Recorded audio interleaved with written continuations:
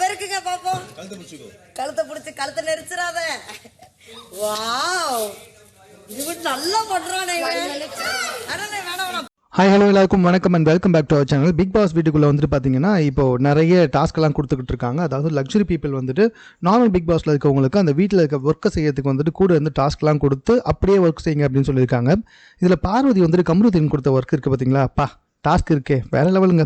அதாவது கமருதீன் வீட்டை பெருக்கிட்டு இருக்காரு. அவர் பெருக்கும்பொழுது அரோரா வந்துட்டு அவர் முதுகு மேலே ஏறி உட்காந்து படுத்துக்கிறாங்க. ஆக்சுவலாக முதுகு மேலே ஏறி படுத்துக்கணுமா, அரோராவை வந்துட்டு அவர் முதுகு மேலே தூக்கிக்கிட்டே பெருக்கணுமா.